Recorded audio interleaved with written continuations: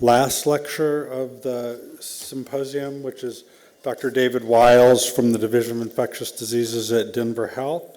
He's the chief of the, I'm sorry, you're not chief of the division. I'm sorry, David, I was mischaracterizing you for a moment. Professor of Medicine and chief of the Division of ID at Denver Health. Thank you, David. And he's going to talk to us about hepatitis B cure. And just to give some background, Rafi mentioned that there's about 1.5 million new cases of HIV worldwide every year. There's roughly 5 times as many new cases of hepatitis B every year, despite the fact that there's an effective vaccine that's theoretically available. Thank you, David.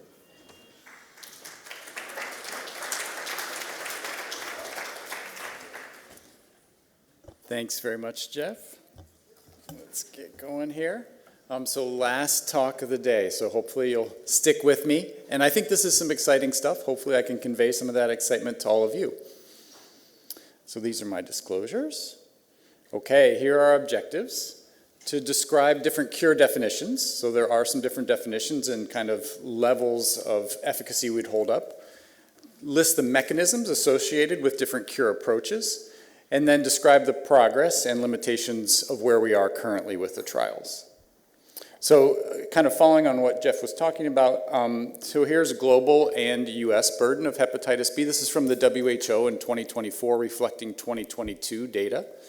And for hepatitis B in general, you can see the hotspots really are what are labeled here as Western Pacific region, including China and Mongolia, Southeast Asia and Africa. In the United States, we have significantly less in terms of hepatitis B. The graphic on the right here kind of compares and contrasts persons who do not have HIV, where the prevalence is under 1%. And if you look within that group, it depends really on kind of where they were born and grew up. If they are foreign born, that goes over 1%, so about 1.2%, whereas if they're born and have lived in the United States their entire lives, you get down to about 0.15% or so. And then persons living with HIV do have a higher, certainly, prevalence of hepatitis B infection, somewhere around 8 to 10%, depending on the cohorts, and again, other factors. So what do we mean when we say hepatitis B cure?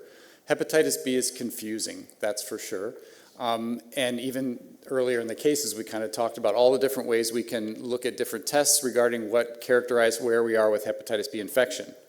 But so for cure, we're looking at 2 different definitions, and this may be familiar to you if you're kind of in tune to HIV cure research, because we have some similar terminology at least. So we talk about a functional cure, which really means after whatever intervention we're talking about, we've kind of enabled the body and the immune system to control the virus to a point where we don't see any evidence of active replication. So for hepatitis B, this means the DNA would be undetectable, that we don't detect any viral antigens in serum, particularly surface antigen is what has emerged as the main kind of marker that's looked at in cure studies. And actually that surface antigen stays undetectable for at least 6 months off that therapy or intervention. Maybe you'll have actually the surface antibody then come up, but that's not generally now a part of cure definitions, at least not the functional cure. And then remember, hepatitis B, like HIV, has either integrated forms or other latent forms within cells in the body. Here we're primarily talking about hepatocytes, where there's a cccDNA. It's covalently closed circular DNA, so it's kind of this little episome of DNA that just sits inside the cells, but is a reservoir. Or again, it can directly insert itself into the human DNA and be a source for making viral antigens. And then the ultimate would be a sterilizing cure. All those other things we talked about, but now you've also gotten rid of the reservoir in the body. So there is no cccDNA in the liver, and if it was integrated, theoretically, that would mean you're also getting rid of that integrated DNA. So that's a very high bar and not really where the efforts are focused right now. And then schematically, I think this is a nice way to frame it. So on the left of the slide, you have somebody coming in that you can detect DNA in their blood, and then the interventions are across the top there in those different boxes. What we do now is come in with replication inhibitors. So these are our nucleoside analogs, tenofovir analogs, or entecavir, and they inhibit viral DNA, so we can already do that. We can bring the replication down to where you can get below where you can't detect DNA. Somebody becomes undetectable. But surface antigen is made in 100 to 1,000-fold excess, and we don't shut that off effectively with nucleosides currently. So in somebody just on, say, a tenofovir analog, you're going to have surface antigen still be detectable despite the DNA being 0 or undetectable. And so then what we want to see is now this is where really we're focusing on these new agents are interfering with surface antigen production in the cells somehow. And so now you bring the surface antigen down, the next step along the way to cure. It's possible that with just bringing surface antigen down, you could maybe remove some of the immune exhaustion from just chronic viral antigens. The immune system kind of eventually says, I give up, right? It's just continue to see this antigen not making any progress, so it kind of becomes allergic to it.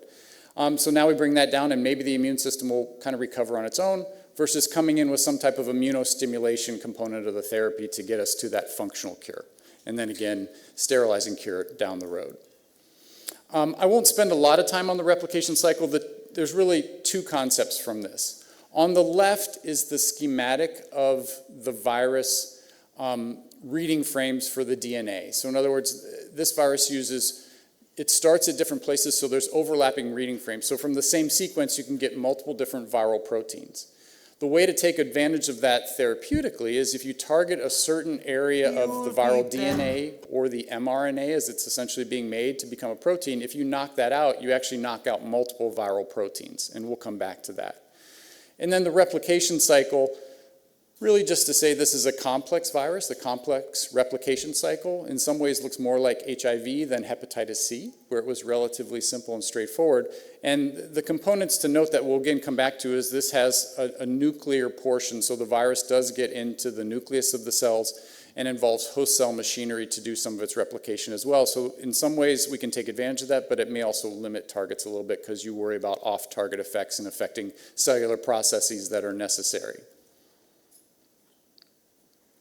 Okay, we've got our first ARS question. So which of the following is not currently under investigation in humans as an HBV cure strategy? And I stress the humans part there. CRISPR-Cas9 degradation and excision, siRNA ASOs, and I'll tell you more about those, small molecule modulation of capsid assembly, surface antigen depletion by monoclonal antibodies, immune modulation through exogenous interferons or TLR8 agonists. Empires fall, we have seen each other through it all, and when push comes to shove, I will send a fully armed battalion to remind. Okay, we're about to 40 here, so. Okay, we've got a wide split, not unexpectedly. A lot of kind of complex stuff up here. But 25% of you picked the CRISPR-Cas9 excision, and that would be the correct option. We'll talk through all these other kind of methods in the coming slides. So these next two slides just really kind of show you all the different ways that have been explored or classes of medications. For the sake of time, I'm not going to go over these because actually these change every day as well. Certainly what's listed under each category have come and gone, numerous different molecules. But this kind of page just talks about really directly trying to target the virus. We talked a little bit about bulevirtide actually earlier today and hepatitis delta. It is active against both hepatitis B and D, so it can block entry. And then we'll talk about the VIR-3434 a little bit, which is kind of a monoclonal antibody targeting surface antigen. We can shut off gene expression, and we'll also talk about this, so I won't spend more time here. HBX inhibitors really have not gained a lot of traction yet, so there's really nothing that's advanced very far in clinical trials. And then we'll talk about CAMs as well, or CPAMs here, and surface antigen release inhibitors. And then we can also focus on the immune system. The one kind of unique thing when we think about hepatitis B is, right, there is certainly an immune blueprint for clearing it, right?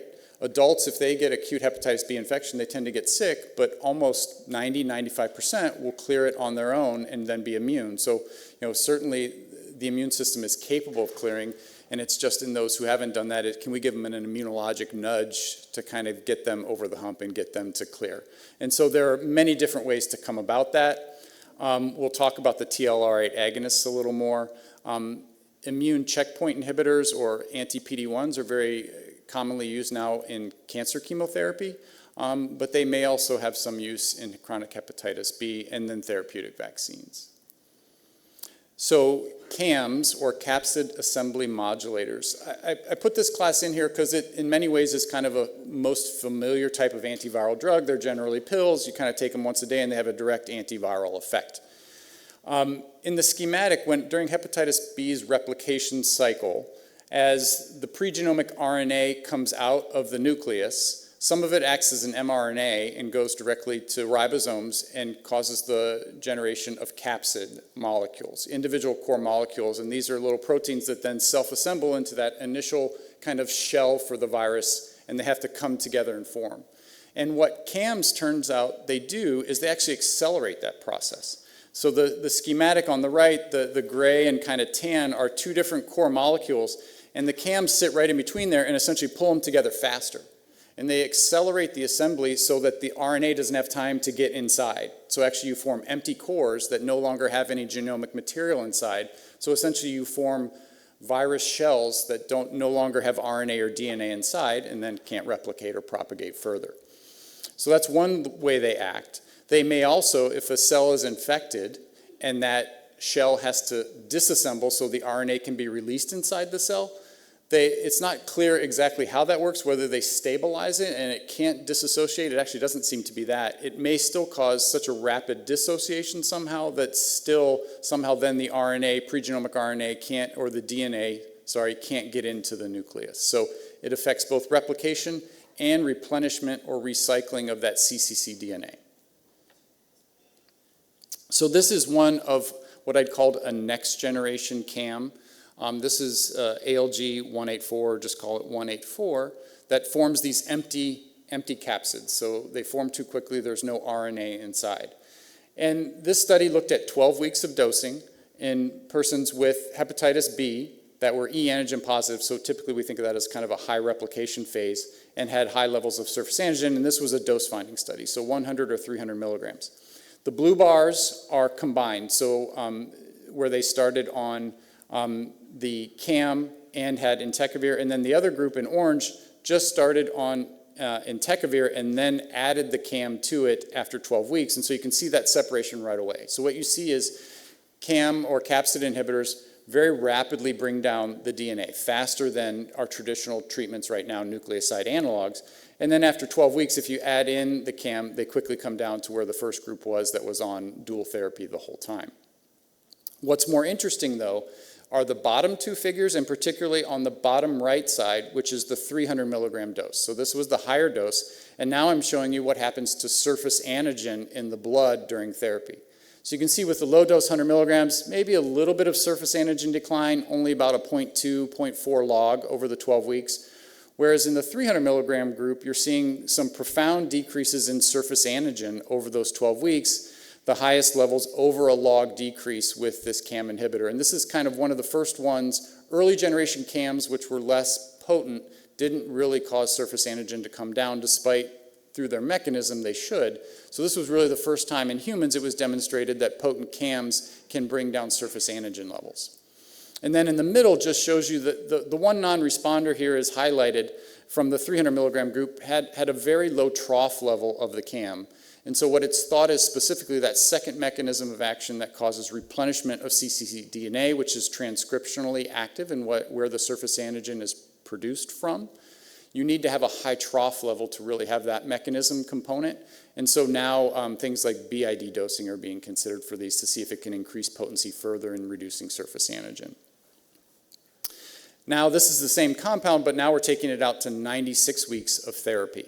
And there are two concepts here. This is now includes an arm that just gets monotherapy, so no nucleoside analog along with the CAM. Similarly, early generation CAMs, if given alone, you would see resistance development and the virus would kind of rebound on therapy. They weren't potent enough. And so here, one of the concepts is this CAM is potent enough that you don't need addition of a nucleoside analog to kind of protect it. It's potent enough and has enough resistance barrier that you can see suppression maintained at least for over 2 years with monotherapy. So that's one thing. And then again, I'll just draw your attention to the bottom plots are the different antigens of hepatitis B. So there's core-related antigen here in black and E antigen in green, but the blue is the surface antigen. So again, we're at least seeing some surface antigen declines with monotherapy with a small molecule inhibitor of this CAM. So, and then I just showed on the far right is the group that was E antigen negative, and they don't see, there's no surface antigen decline, and those are E antigen negative. The reason is, in folks who are E antigen negative, they've typically had hepatitis B for a long time, and the majority of surface antigen in those patients, we think, is produced from integrated hepatitis B sequences in the host genome, right? It's not from the cccDNA. And so that, obviously, the CAMs wouldn't do anything about, and is one potential hurdle for e-antigen negative patients in cure is they have a different source of surface antigen production. So just the overview, I think I've highlighted this. Now we're into the point where CAMs have higher barriers to resistance. There isn't rebound with monotherapy and less resistance concerns. We're now starting to see surface antigen reductions with this mode of inhibition. At least for 184, it seems to be trough concentrations particularly. Maybe we need to boost it with cobicistat or ritonavir or something like that. E-antigen negative folks won't see that surface antigen decline because of the fundamentally different way their cells produce surface antigen. So now we're going to talk about a combination therapy. This is really one of the earlier studies that looks at now, so another CAM inhibitor, so that's the J&J 6379, that one actually has already been halted.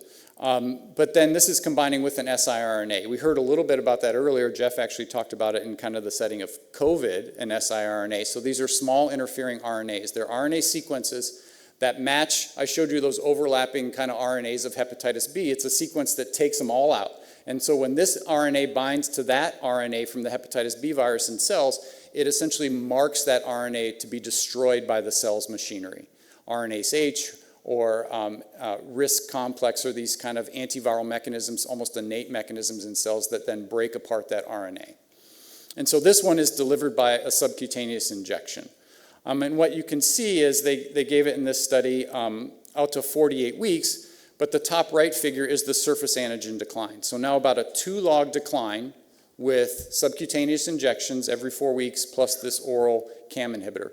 I didn't go back to show it actually, but one of the things this study showed us was, at least in this case with this CAM, bursacaprevir, it didn't add anything to the siRNA. You didn't see more surface antigen reduction. There was no increased rates of kind of cure off therapy, which is what the bottom figure is looking at.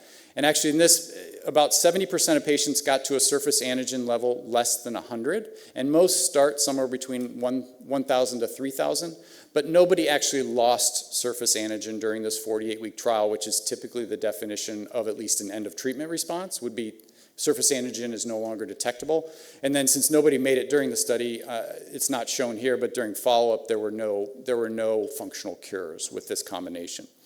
And so, like I said, these both have been terminated in terms of further development, but just the concept is what I wanted to show. So bepirovirsen, or Bepi, affectionately called, is another way to target the RNAs, but now it's not an siRNA. So the siRNAs are RNA sequences. They're typically delivered sub-Q, and they put little sugars on the RNAs so they get picked up by the liver. That targets the liver, so you attach it to those RNAs. In this case, this is an RNA-DNA hybrid sequence, but it's modified to be more kind of drug-like. So it's modified and the backbone is changed so it's not broken down, but it's not specifically targeted to hepatocytes. It's taken up by a number of different cells, and in the liver, it turns out probably a unique thing about this is it's taken up by Kupffer cells, endothelial lining cells, or immune cells within the liver. And that may be part of the reason it's had some modest success. So this is still injected. It's targeting all the different RNAs. And the schematic on the bottom are just a figure from one patient. So the red line is the surface antigen levels. So you can see they start the dosing. That's kind of those shaded gray lines. And the surface antigen comes down. And then what's in blue there that you see shooting up is the patient's ALT. So that's a marker of liver inflammation. And then the bar graphs on the right show you that the patients that had the largest surface antigen declines had what we call hepatic flares, or their ALT comes up. Now that might be scary, and it is scary sometimes, but it's probably also a marker of the immune system perhaps waking up or being stimulated, whether that's directly from the surface antigen coming down and the immune system kind of waking up, or in the case of ASOs, as we'll talk about, because they're not hepatocyte targeted and are taken up by other resident cells, immune cells in the liver, what people think going on is it has a dual mechanism of action. It's targeting those RNAs to be degraded, so it's bringing down surface antigen, but it's also probably stimulating TLR8 and causing an immune response at the same time. So you're almost getting two mechanisms of action with one drug, and that may be why this has shown some efficacy. Another way to suggest this is I put this in to compare because this GSK 404 has exactly the same sequence as Bepi does, but that is an siRNA that's GalNAc conjugated. So that's that sugar conjugated siRNA that you inject, and it just goes into hepatocytes. It doesn't get taken up, at least not very well, by other cells, immune cells in the liver, whereas again, the ASO, the Bepi, is not targeted to liver cells and is being taken up by other things. And you can see the doses are a little different, but actually the GalNAc conjugation probably increases intrahepatic levels 3 to 10-fold. You see a modest decrease in surface antigen with the siRNA, about 0.6 logs, whereas the Bepi, you see some folks getting over 2 log decreases, and actually there were some folks that achieved functional cure in that study. And that's probably, again, that immune kick you get as well. So this leads us to our second question. What the rate of functional cure after 24 weeks of bepirovirsen is approximately 90%, 75, 25, 10, no functional cure has been observed. I guess I spoiled the last one a little bit. To my heart, I must be true. Let me live for me to do. You're the one that I want. Honey, the one that I want. Okay. Let's see what we got here. 75%, I like it, you're optimists. That's nice. It's nice to see. So that was the most common thing, about half of you. All right. Well, the answer is about 10%, and let me show you the data. So this was a New England Journal article of Bepi. Again, this is this antisense oligonucleotide that's targeting all the RNAs for chronic hepatitis B. And you can see this was kind of a phase 2B, both kind of a duration and dose finding study that looked at up to 300 milligrams for 24 weeks. And then they had various arms that did 300 followed by 150 or placebos and only doing 12 weeks of therapy. And at the bottom, the primary outcome was essentially functional cure, okay? So that means surface antigen has gone to undetectable below 0.05 IUs per mil. The DNA is undetectable, and then that's maintained for essentially 6 months after you stop the therapy. And you can see here in the different groups, the two groups, Group 1 and Group 2 both got 24 weeks. Group 2 got 300 milligrams and then came down to 150. But in both those groups, it was about 9%, so 10% roughly rate of functional cure. So that's kind of the best we've seen with a single agent. These are just the curves of the different arms. The orange and kind of aquamarine arms are the 300 and then 300 for 24 weeks or 300 then to 150. I'll just have you notice the surface antigen declines, they really seem to plateau by the time you get 16 to 20 weeks and you don't see a further decrease. Now the confidence intervals are wide, these are relatively small studies, and so some folks do lose it, but there seems to be some plateauing of the effect of siRNAs or ASOs, and it's not quite clear why that is. If you're saturating the endogenous kind of mechanisms that degrade the RNA or what's going on. This was just a follow-up study that looked at those who were either had a complete response, which is undetectable surface antigen, or a partial response with like a surface antigen less than 100, that's that PR, and then just followed them long-term, so out to a year after they were off the therapy. And essentially, they actually also had them stop their nucleoside analogs, so tenofovir or entecavir-based therapies they were on, they also stopped those, which was an initial part of the initial Be Clear study. And what you can see, just I'll draw your attention down to kind of the left side as you come down. If they had maintenance of their complete response 6 months after they stopped their nucleotides as well, everybody remained in kind of complete response further on up to a year out. Now that's very small numbers, and here it's 6 patients. So if you do attain that and are able to stop nucleosides and don't see any breakthrough, it looks like that's durable, but we're still talking very small numbers in very early studies. So interferon. Interferon, we finally managed to remove it completely, I think, from hepatitis C therapy, but it remains alive and kicking in hepatitis B. And so the theory of this study, called B Together, was to take the B Clear regimen, the bepirovirsen, the ASO, administer it 12 versus 24 weeks, and then immediately start patients on interferon after that for 24 weeks more. The theory was, so what was seen, I didn't highlight this in Be Clear, At the end of the treatment with the ASO, to follow up, about 75% of the folks relapsed who had at least a complete response at the end of treatment. So only 25 maintained that. Those were that 10% that was attained a functional cure. That was only 25% of the group that met that definition the day they, at the end of their therapy. So now they're saying, can we start interferon right away and maybe take that relapse rate of 75% and decrease it? And so that's what this study was looking at. The curves on the left are just reflecting 12 or 24 weeks of bepirovirsen, and then the color coding is a little confusing in this study, but the blue kind of Kaplan-Meier survival estimate here means time to relapse. The blue are those that just stopped and did not get interferon, so they're coming down quicker, and they're coming down about the rate seen previously, and then the gray lines are the ones that are coming down slower, so you're slowing down kind of the relapse. Ultimately, when they got out to the final end, kind of you can see in the right side of graphs, that's that dark blue at the bottom. Those are the complete responders. You see it kind of starts to tail off after they finish the ASO. Even with continued interferon, and then 24 weeks after interferon, you can see it drop a little bit more. Ultimately, in this study, their complete response rates after the interferon, 24 weeks after that, was about 15%. So 10 to 15%. It's a little bit, it's not great. The relapse rate was about 50% instead of 75% overall, so making slight headway, but not really groundbreaking, I wouldn't think, and I don't know. I think we'd all prefer to get rid of interferon. Okay, so this is the overview of ASOs, siRNAs. They're potent at bringing down surface antigen. siRNAs don't, for whatever reason, the ASO, the one example we have anyway, seems to be a little more efficacious, probably because it's also an immune stimulant, is my guess. So certainly this begs the question, should we be trying other types of immune stimulants? I gave you a little bit with the interferon. There are direct TLR8 agonists. We'll talk about one.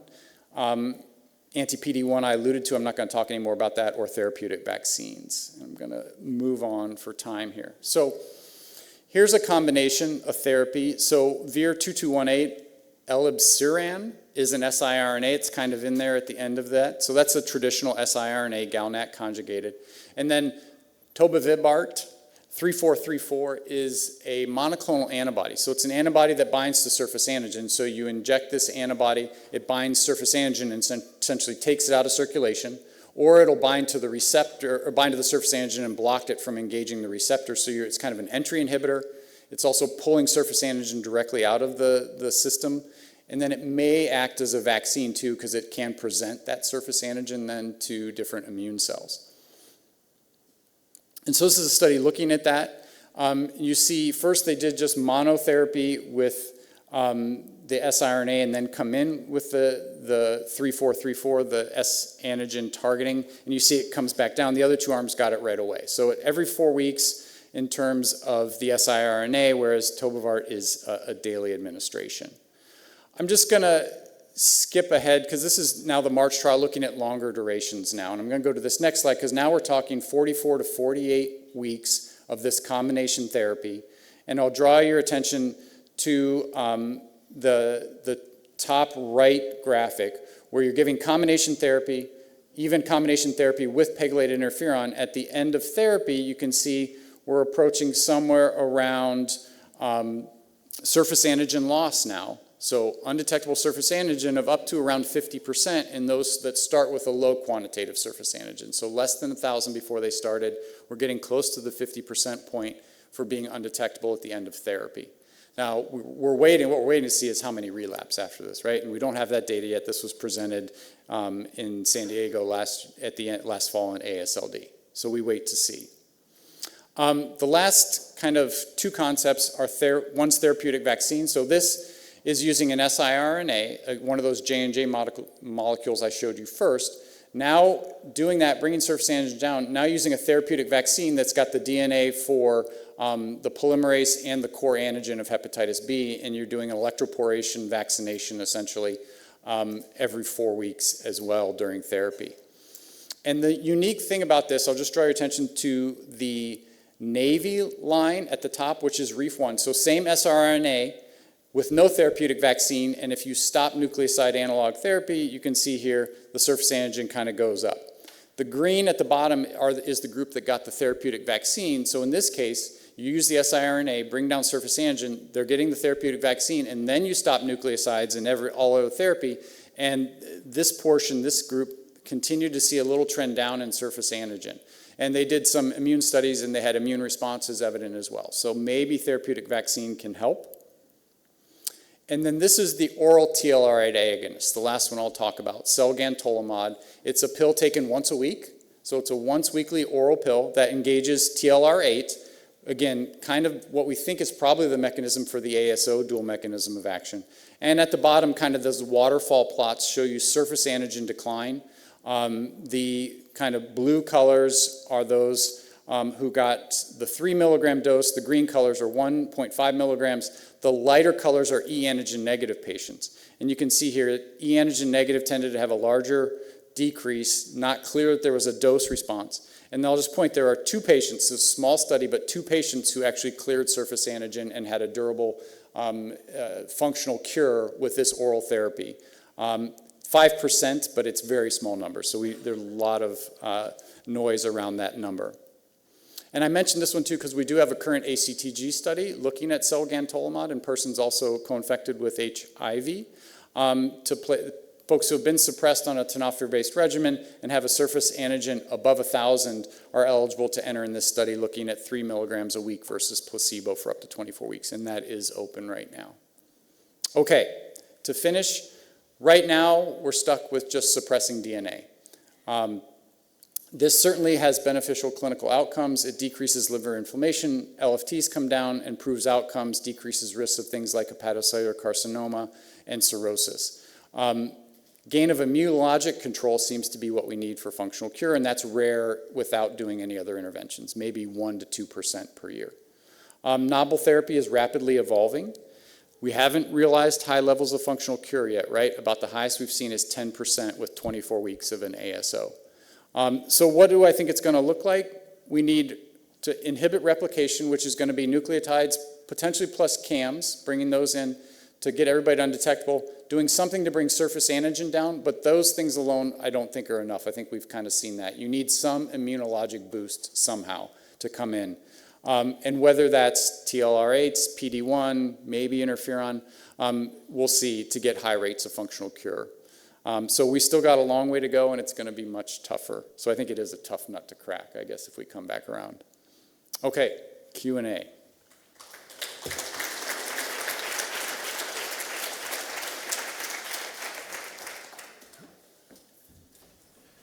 Thank you, David. I know there's, as you say, there's a long way to go, but at least we have some direction now. Yeah, I think so. Right, so achieving a few functional cures is so much better than where we were 5 years ago. Mm-hmm. So hopefully advance will follow advance. So we're opening up for questions if anybody has verbal questions. One that came through is, when would you recommend, if you recommend it, using quantification of surface antigen? Yeah, great question. So there are quantitative surface antigen tests available now that are FDA approved. You probably still have to send them out. For folks who only have hepatitis B infection and have been on nucleotides for a long time, most of the data looking at stopping nucleotides to see what happens have focused, and their quantitative surface antigen is predictive of who might do okay. So generally, if it's less than 100, that would be somebody who would potentially be a candidate to interrupt their nucleotides, follow them, and see if they're able to maintain suppression off therapy. You wouldn't want to do that, though, in somebody, say, you knew had cirrhosis or advanced liver disease either, but in somebody who's e antigen negative, has a low quant surface antigen, and has been on nucleotides for a long time, suppressed, and you don't think has cirrhosis, that's where you would use it. It's also used, in studies, obviously, to predict who might respond, but clinically, that's it. Okay. And a question that we sometimes get is, for people that don't have cirrhosis but that have chronic hepatitis B, is there any role for screening for hepatocellular carcinoma over the long term? Because we're following them for their HIV for 30, 40 years. Do we need to do anything more than what's recommended?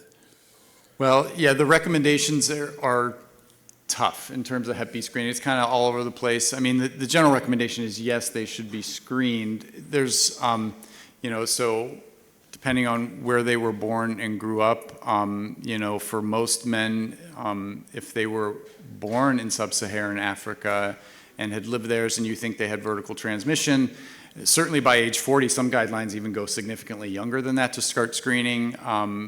Everybody else kind of certainly by age 50, or if you know they have advanced fibrosis or cirrhosis. So if you're doing some type of non-invasive fibrosis testing, they should be screened.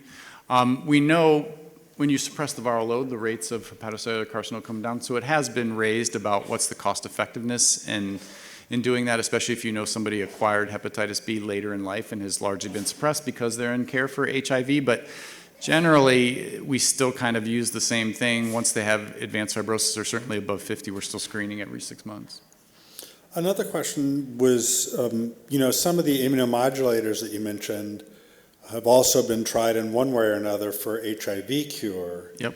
And so because we see so much co-infection in the United States, in order to become marketed for hepatitis B cure, what kind of studies do you need to do in the co-infected patients because in some cases there's been severe adverse reactions with some of the immunomodulators. Yeah, particularly like the anti-PD-1, right? Yeah, Or yeah. PD-1 receptor antagonists, that have been looked at for HIV cure. There was one protocol we were trying to get in the ACTG that eventually fell through, but I think you're right. I mean, that's what we hope to do in the HepTSG is make sure that these are also studied in persons living with HIV so we can have at least some data to inform. I think you're also correct in saying that early registrational trials, if we do get something that is approved, probably won't have been tested extensively in persons living with HIV when they're first approved. It's also, I alluded to this, it's kind of a risky business because for a therapy to work, you're probably going to see the liver enzymes go up. And you have to kind of steel yourself to that and think, oh, this is a sign. But that's why studies to date really pretty much exclude anybody with cirrhosis or advanced fibrosis. So it's going to be kind of walking a fine line, right? Right. And like many things in life, we're not going to have a lot of answers for patients at the time a cure is developed or a functional cure is developed. There's going to be a lot of groups. The studies will have excluded a lot of people. And this is asking you to put on your prediction hat. Uh-oh. So which will be cured sooner? Please explain, HIV or hepatitis B? I think B. I kind of alluded to this one just drawing on the fact that kind of naturally, if you will, a lot of folks are able to clear B or get at least a functional cure on their own. Adults, 95% who get B will. So mostly just drawing on that. And it's clear for B, you can have a functional cure that's durable, whereas in HIV we try to induce it, and it's still very much a rarity. So that's what I would say. I think we'll have B before HIV. Okay, and I think that's the end of the questions. Thank you, Dr. Wyles. That was a fascinating discussion. Thanks.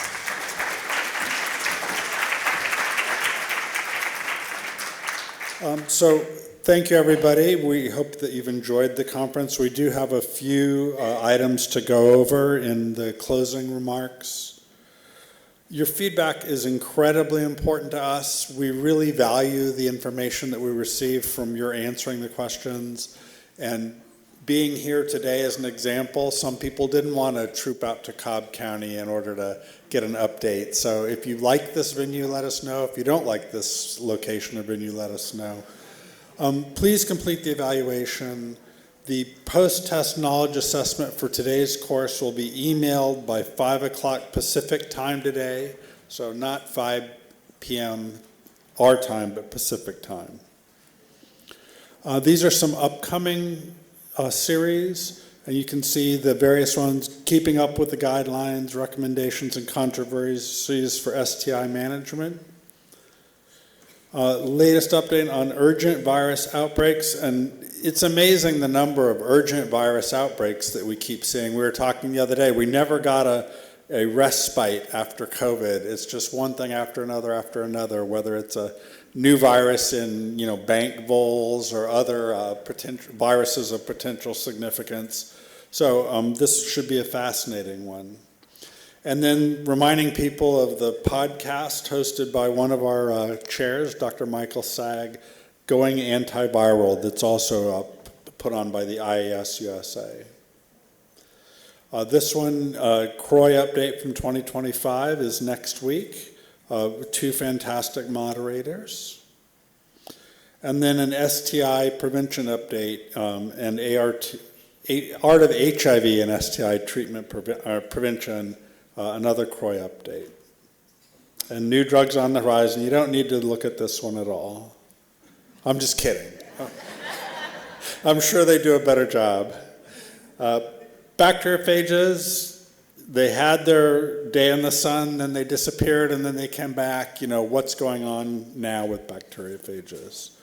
So in my closing remarks, again, it's been 34 years here that the IAS-USA has participated in learning with you about how to do better treatments for the various conditions. And I would like to thank the IAS-USA personnel for putting on such a fantastic conference year after year after year, and all the hard work.